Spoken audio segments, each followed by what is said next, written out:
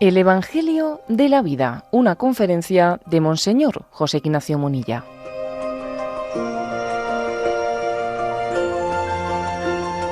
Se trata de una charla impartida por Monseñor José Ignacio Munilla en la parroquia de la Inmaculada de Torrevieja, en Alicante, el 1 de mayo de 2024, con motivo de la puesta de largo de la Asociación Canónica Mater Vitae.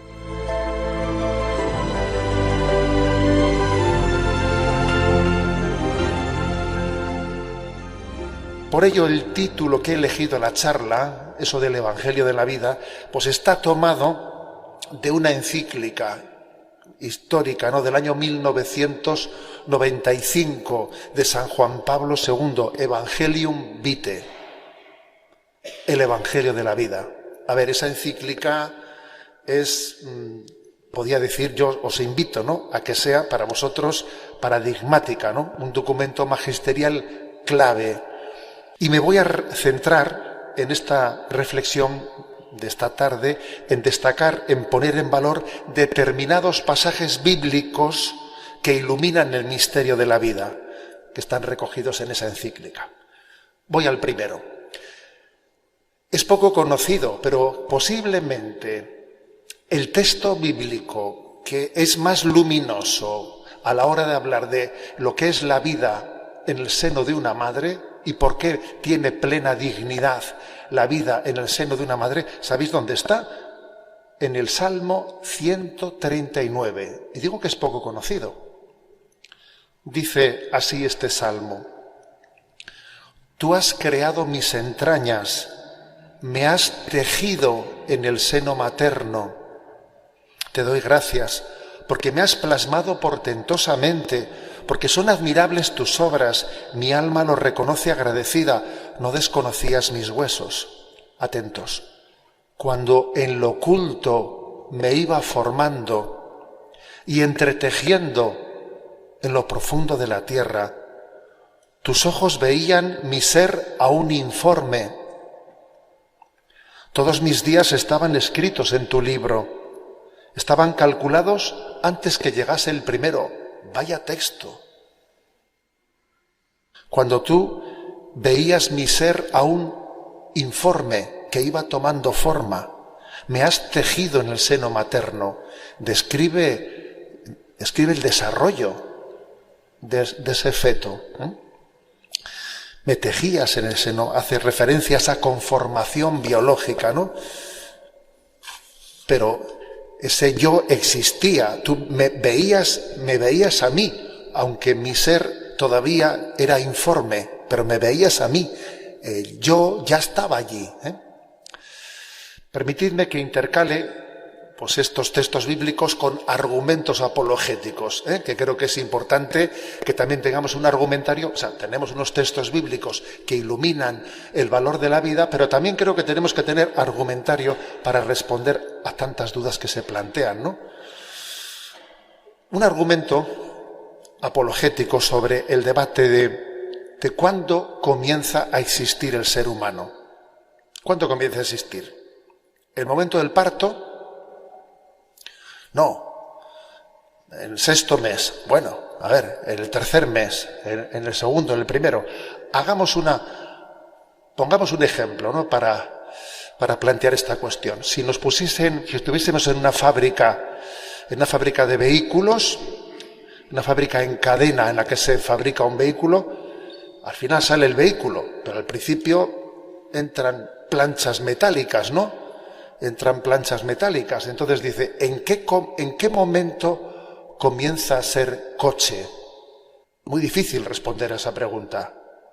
Claro, porque en el momento en el que el motor está conformado, en el momento en el que las placas metálicas ya han cogido un aspecto en el momento en que le hemos metido la conducción eléctrica, electrónica, a ver, en los asientos, ¿en qué momento? Muy difícil responder a esa pregunta. Es que hay una diferencia esencial entre la construcción de un coche, de un vehículo en una cadena industrial y la gestación de la vida. Y es que en esa cadena industrial de la construcción de un coche, se están continuamente introduciendo elementos externos que le van añadiendo elementos, pero es que en la gestación de la vida no se introduce nada, sino que desde el principio ya hay lo que tiene que haber. Ya hay lo que tiene que haber, y lo único que hay que hacer es dejarle desarrollarse. Hay una diferencia sustancial, así como sería imposible responder a la pregunta de, en una cadena de construcción de vehículos, ¿cuándo comienza a ser un coche un vehículo? Sin embargo, la respuesta con respecto a la concepción es: yo existía, mi ser, mi yo existía, aun cuando yo era informe todavía, como dice el Salmo. La vida es la vida desde el primer instante, la clave está en dejarla ser. Un feto no es un ser humano en potencia, sino que es un ser humano con potencial, que es distinto. Un feto, repito, no es un ser humano en potencia, sino que es un ser humano con potencial de ser desarrollado, si le dejas, si le respetas, ¿no? Bien, este es un texto para mí impresionante, repito, el del Salmo 139, que es poco conocido. Un texto mucho más conocido es el de Lucas 1:44, mucho más conocido, muy indicativo. Ese encuentro entre María e Isabel, ¿no? Pues en cuanto tu saludo llegó a mis oídos, la criatura saltó de alegría en mi vientre, ¿no? Esa criatura es niño, es hijo. Obviamente ni la condición de hijo ni la de madre se inicia en el parto. Es obvio. La maternidad no se inicia en el parto. A veces se dice, permitidme otra digresión apologética, a nadie se le puede obligar a ser madre. Vamos a ver, pero es que el caso es que madre ya lo es. Si es que madre ya lo es, está embarazada. Esa expresión de que a nadie se le puede obligar a ser madre es una reflexión equívoca. Si ya es madre, ahora el problema está en si ese niño se le da una esperanza de vida, se le permite vivir o no, o se va a acabar con su vida. Pero ¿qué recursos dialécticos a veces utilizamos para escapar de la realidad? A nadie se le puede obligar a ser madre. La maternidad no comienza en el parto, comienza en la concepción, ¿no? Se dice que no hay que violentar conciencias, que cada uno haga lo que quiera hacer. Vamos a ver, ciertamente hay que ser delicado con la conciencia de los demás, pero sin confundir delicadeza con ocultar la realidad, sin excluir también nuestro deber de delicadeza con el niño no nacido, porque habrá que tener también delicadeza con el niño no nacido y darle una posibilidad de vida, ¿no? O con ese niño no hay que tener delicadeza. Por ejemplo, nos acordamos qué conflictos ha habido cuando se ha propuesto, ¿no? Pues que a una madre gestante que está discerniendo si va a interrumpir o no va a interrumpir su embarazo, se le pida que vea una ecografía de su hijo para que tome una decisión con conocimiento de causa. Y nos rasgamos las vestiduras como si eso fuese un violentar las conciencias. ¿Pero qué pasa? ¿Que nuestra conciencia tiene que ser ciega o qué? ¿O no queremos que haya luz en nuestra conciencia? Por lo tanto, ¿no? Creo que la clave está en que nuestra delicadeza en el respeto sea una delicadeza no solo con una madre, también con su hijo, y también sabiendo que es la verdad la que nos va a hacer libres. La Sagrada Escritura afirma con contundencia que la vida y la muerte están por encima de nosotros. Dice Deuteronomio 32:39, yo doy la muerte y la vida. La vida, a nadie se nos ha pedido permiso para venir a este mundo, ni tampoco se nos va a pedir permiso para marchar de este mundo. La vida está más allá de nuestra voluntad. Yo no me doy la vida a mí mismo. Esto es tan clave, es tan importante entenderlo. Quizás uno de los grandes problemas, ¿no?, que hay detrás del aborto, de la eutanasia, de esa especie de pinza, porque entre el aborto y la eutanasia hacen una pinza, ¿no?, es que no nos reconocemos como criaturas, jugamos a ser dioses, como si nosotros tuviésemos la decisión sobre la muerte y sobre la vida. Y en ese jugar a ser dioses se ha introducido una categoría que es dramática. Permitidme que lo describa así. ¿Y qué categoría dramática es esa? Pues es la de que el valor absoluto sea nuestro deseo. Es el valor supremo. Hay una hipocresía muy grande en el discurso igualitario, que hoy en día es el políticamente correcto, el discurso igualitario.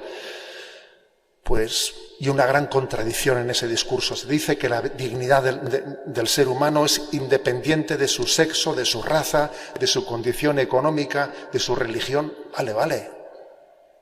Parece que su dignidad es independiente de todo eso, pero no es independiente del deseo, porque resulta que si yo lo deseo, tiene derecho a la vida, y si yo no lo deseo, no tiene derecho a la vida. En esta vida el principal factor de discriminación a día de hoy no es la condición económica, la raza, la religión. El principal factor de discriminación es el deseo, constituido como en el último ámbito de decisión. Al final, que cada uno decida, como si mi deseo estuviese por encima del derecho a la vida. Pero es que no es el deseo el que funda la dignidad de la vida. Es que es curioso en nuestra sociedad, ¿no? Si alguien desea la vida, es increíble, ¿no? Todo el mundo dirá, ¿estás embarazada? Sí, espero, dice, espero la vida, espero dentro de 4 meses, de 3 meses, mi hijo. Todo el mundo le llama hijo a su embarazo gestante. Si el embarazo es deseado, le llama hijo. Si el embarazo no es deseado, nos cuesta reconocerle como tal. Es que creo que existe aquí una especie de eclipse de nuestra conciencia, de nuestra razón, por el motivo de que hemos puesto a nuestro deseo en la cumbre de los valores. Pero es que el deseo es educable. Nosotros tenemos que decir, no existen hijos no deseados, existe un hijo no esperado. Sí, no esperado sí existe. Pero no tenemos que educar para entender que en realidad, para quien cree en Dios, para quien sabe que Dios es el que tiene la palabra última sobre la vida y sobre la muerte, no debe de existir en nuestro vocabulario la palabra hijo no deseado.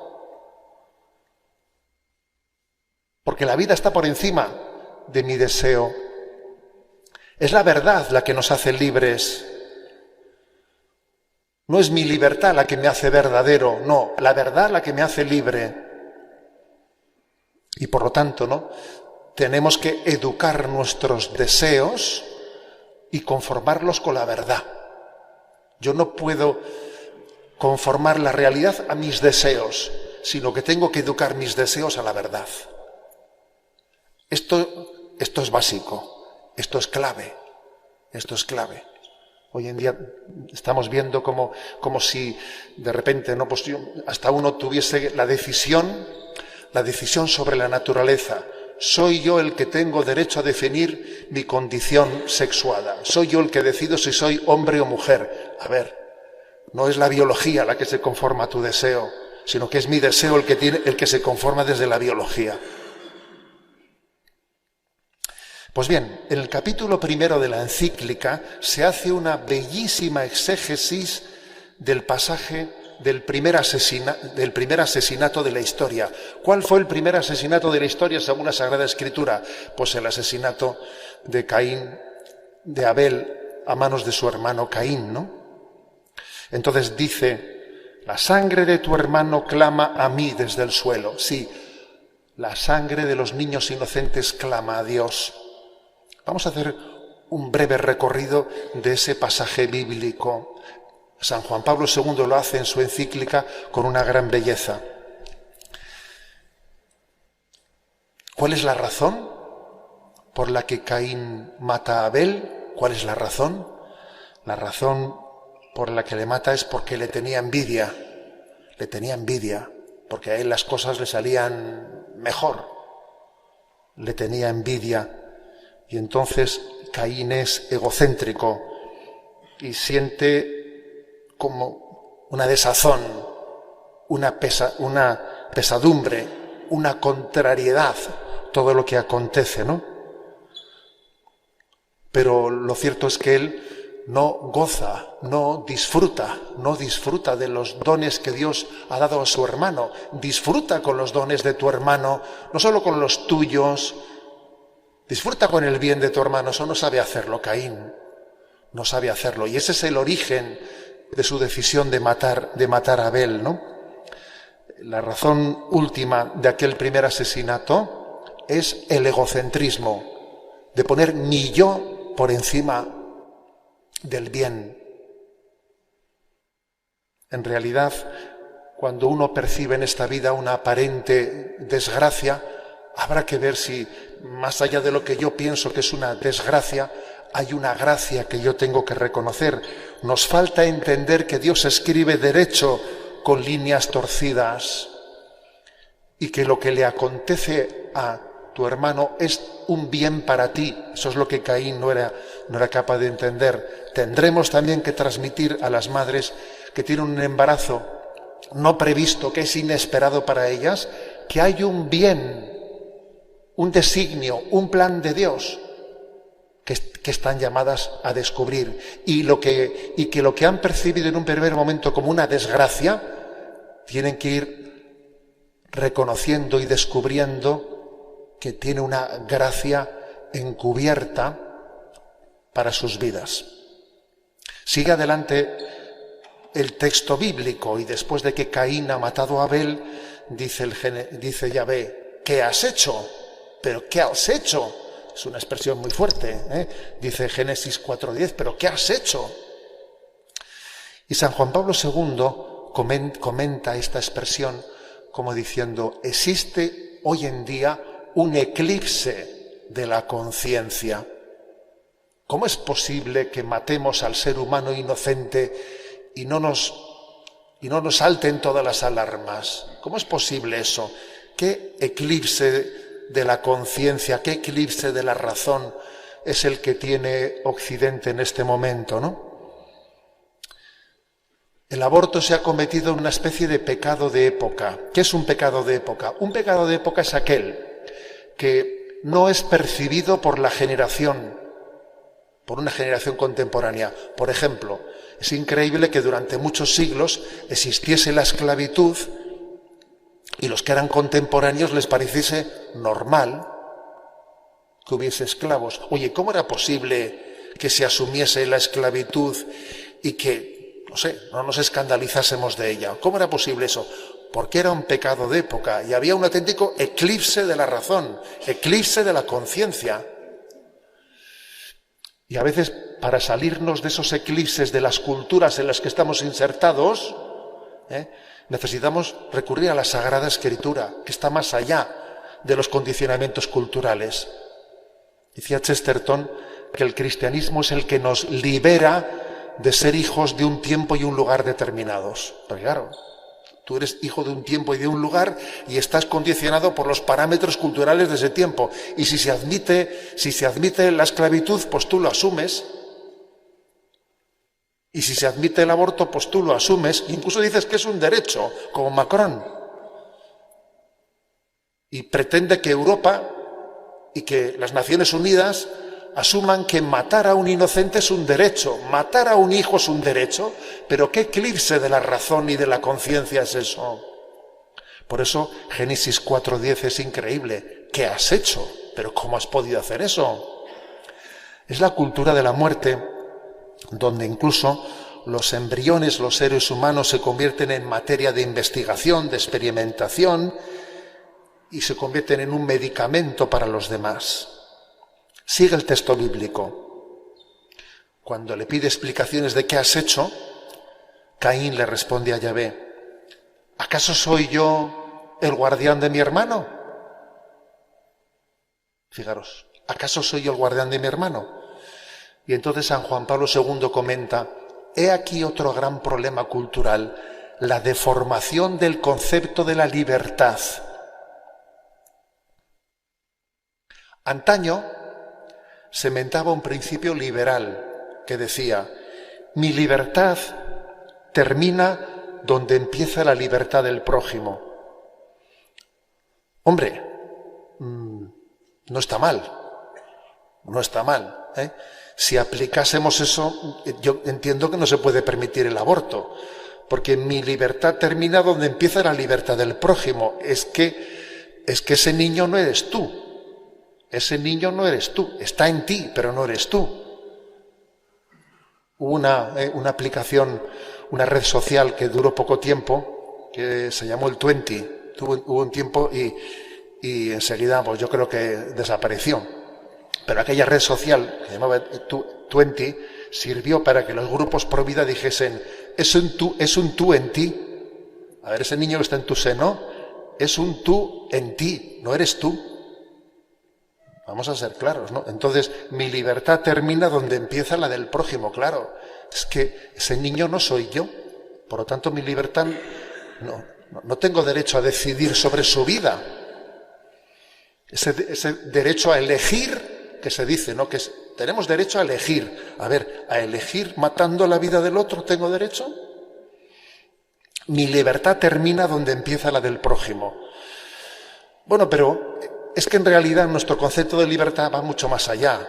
Es que, aunque si aplicásemos ese principio liberal mejor nos iría, nosotros decimos más todavía. Porque claro, afirmar eso de que mi libertad termina donde empieza la tuya es como decir: casi me estorbas. O sea, yo quiero ser libre y voy a intentar que tú me estorbes lo mínimo posible. Y ese no es nuestro concepto de libertad. Nuestras libertades están entretejidas. No tienen una frontera. Ponte que me estorbas. No. Nuestras libertades se entrecruzan. Creemos en el bien común. Repito, creemos en el bien común. Lo que es bueno para ti es bueno para mí. Hay un bien común de todos nosotros. Por lo tanto, cuando Caín le dice: ¿acaso soy yo el guardián de mi hermano? Pues claro que lo eres, Caín. Y tu hermano también era tu guardián, por cierto. Porque nuestras libertades están entrelazadas y entre todos hacemos uno. Y somos una familia. Y aquí no sobra nadie. Sino que Dios ha querido que la vida de los demás conforme también nuestra propia esperanza. Me importa el bien y el mal de los demás. ¿Cómo no me va a importar? No soy ajeno a lo que pase en el mundo, porque amo y no puedo dejar de amar. Por tanto, hay un falso concepto de libertad, que es el libre albedrío. ¿Qué se entiende hoy por libertad? Hacer lo que quieras, una cosa o su contraria. Eso no es libertad, eso es libertinaje. El concepto de libertad verdadero fue San Agustín el que lo formuló. Libertad es la capacidad de determinarme para el bien. Eso sí es libertad. Mi capacidad de determinarme para el bien. Pero la libertad no es hacer una cosa. Tú elige, lo importante es que tú elijas. No importa qué es lo que elijas, pero sé tú mismo, elige lo que quieras, perdón. Esa es una libertad destructiva, desligada del bien. Continúa el texto bíblico. Después de que recibe esa reprimenda, Caín se tiene que esconder. Dice en Génesis 4:14, he de esconderme de tu presencia.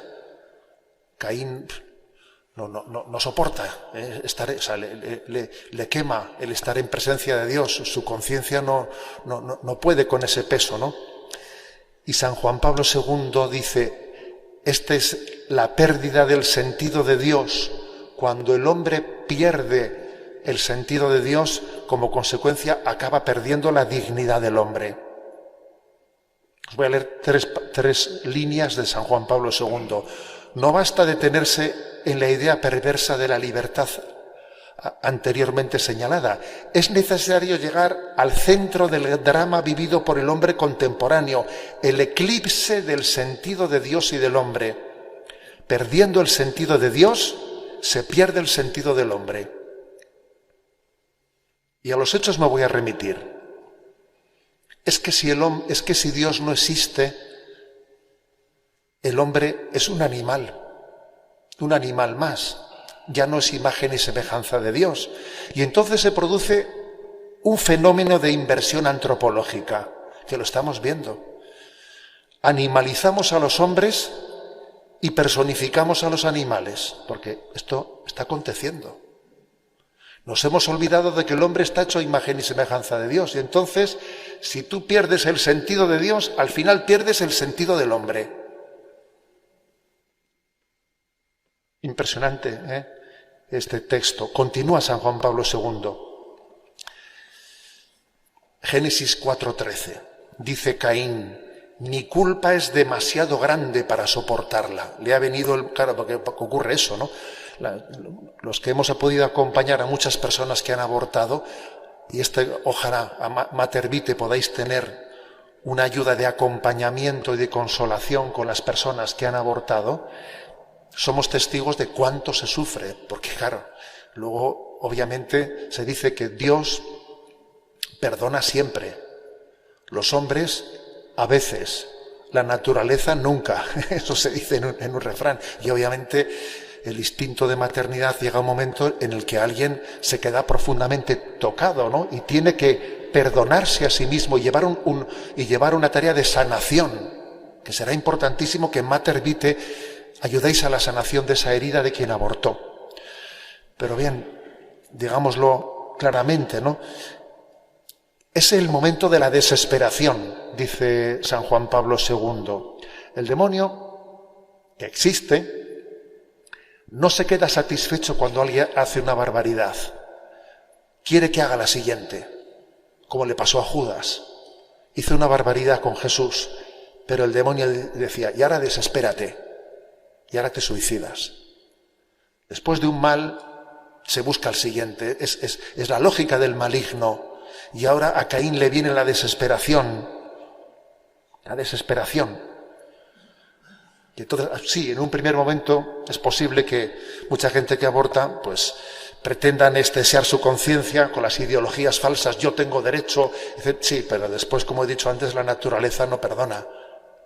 Y le vendrá su bajón, y le vendrá su desesperación. Y en ese momento será clave que nosotros le ayudemos a confiarse a la misericordia. Os cuento una anécdota que cuenta Peggy, pues un escritor del siglo XX maravilloso, ¿no? Que contaba él en una de sus novelas cómo en una población alemana, tras la Segunda Guerra Mundial, pues había costumbre en ese pueblo de representar, por los miembros de la propia parroquia, se representaba la pasión. Estaban todos en el teatro, toda la población en el teatro, y el momento de la traición de Judas, pues allí comienzan a escenificar cómo Judas se desespera, y Judas comienza delante de todo el teatro a decir, ¿y a dónde iré? Mi vida ya no tiene sentido, ¿a dónde iré? ¿A dónde escaparé? Comienza a preparar su suicidio, ¿no? Y cuenta Peggy que un niño que estaba allí en el teatro con su madre, le dijo a su madre así, ¿no? Le preguntó a su madre con esa voz aguda que tienen los niños que se les escucha, le dijo a su madre, mamá, ¿y por qué no va donde la Virgen? Le dijo, fíjate, el niño a su madre. Peggy, que escuchó eso, se quedó conmovido, ¿no?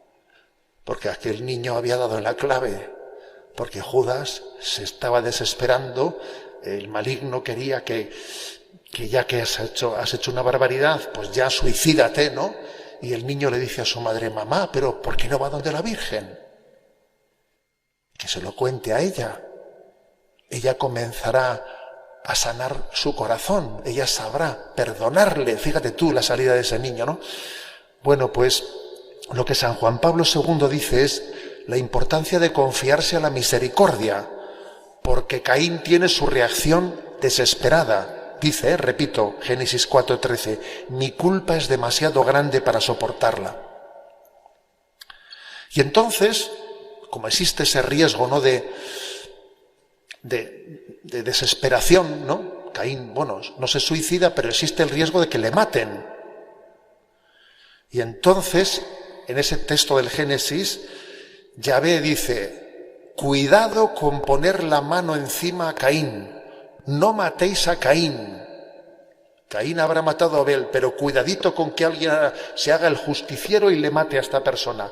Y dice el texto del Génesis que le puso una marca en su ropa, una marca, para que quien viese a Caín tuviese cuidado, porque Yahvé había prohibido que se matase a Caín. No sé si conocéis que en Estados Unidos hay una asociación que se llama No Matéis a Caín, que lucha contra la pena de muerte, con ese nombre. Está bien, una asociación canónica eclesial, y tiene el nombre No Matéis a Caín, diciendo: a ver, este ha sido Caín, pero ahora, ¿quién soy yo para matarle? Una asociación que lucha contra la pena de muerte, inspirada en este texto bíblico: no matéis a Caín. Pues sí, creo que ni siquiera el homicida pierde su dignidad personal, y Dios mismo es su garante. Por lo tanto, es importantísimo, fijaros, que Mater Vitae se centre no solo en la denuncia del aborto, sino en la consolación de las almas heridas porque abortaron, en su consolación, y en saber que Dios es capaz de regenerarlo todo. Os vais a encontrar con muchas personas que digan: esto, lo que ha pasado en mi vida, tiene perdón, se puede restaurar esto, Dios todo lo hace nuevo en Jesucristo. En esa encíclica que os invito, ¿no?, a que sea paradigmática para vosotros, Evangelium Vitae, hay un punto 99 en el que San Juan Pablo II se dirige a las mujeres que han abortado. Esto la gente lo desconoce, ¿eh? Todo el mundo que habla de la Iglesia y el aborto no tiene ni idea. O sea, es hablar por no callar, es no tener conciencia de la delicadeza con que la Iglesia también trata y acompaña a las personas que han abortado. ¿Y qué les dice San Juan Pablo II a las mujeres que han abortado? Dice esto: una reflexión especial quisiera tener para vosotras, mujeres que habéis recurrido al aborto. La Iglesia sabe cuántos condicionamientos pueden haber influido en vuestra decisión, y no duda de que en muchos casos se ha tratado de una decisión dolorosa e incluso dramática. Probablemente la herida aún no ha cicatrizado en vuestro interior. Es verdad que lo sucedido fue y sigue siendo profundamente injusto. Sin embargo, no os dejéis vencer por el desánimo y no abandonéis la esperanza. Antes bien, comprended lo ocurrido e interpretadlo en su verdad.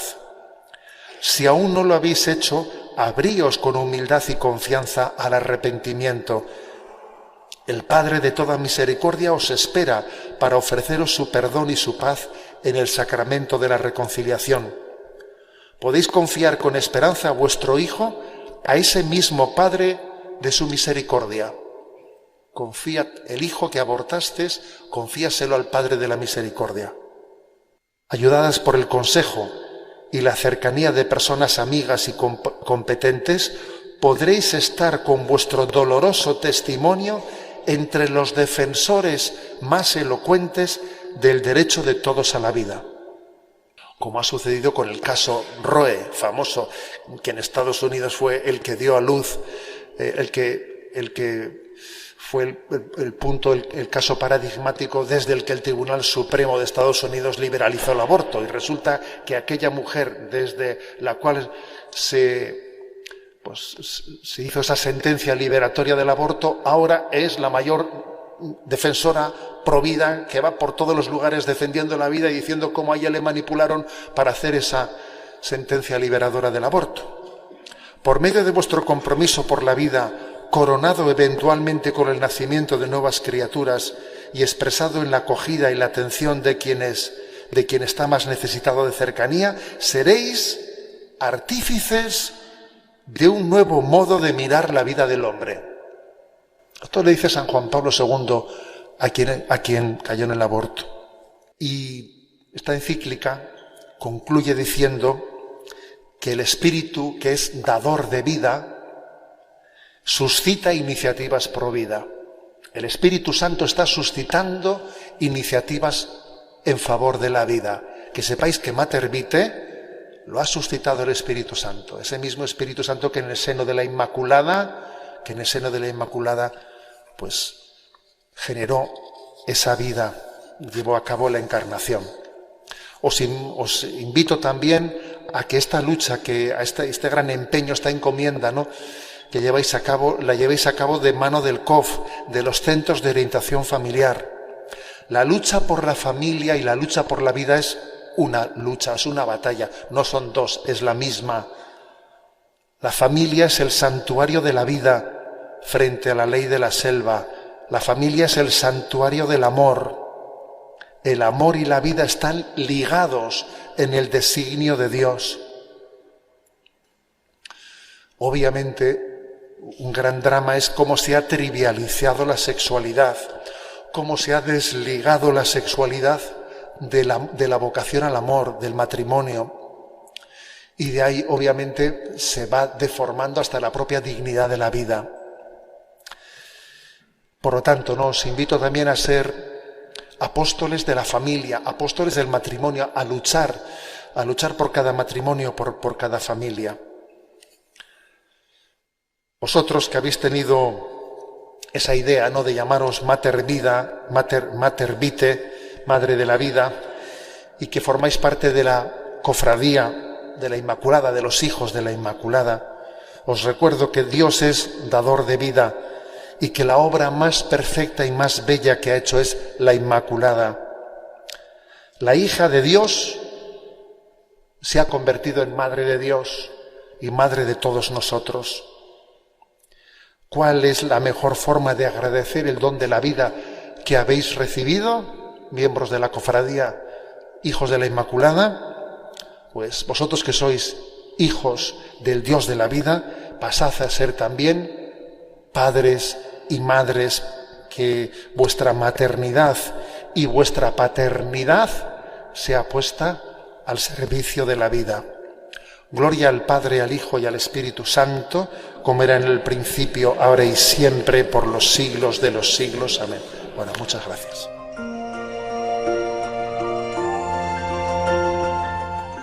Así finaliza en Radio María esta conferencia de Monseñor José Ignacio Munilla, titulada El Evangelio de la Vida, el aborto a la luz de la Biblia. Una charla impartida en la parroquia de la Inmaculada de Torrevieja, en Alicante, el 1 de mayo de 2024, con motivo de la puesta de largo de la Asociación Canónica Mater Vitae.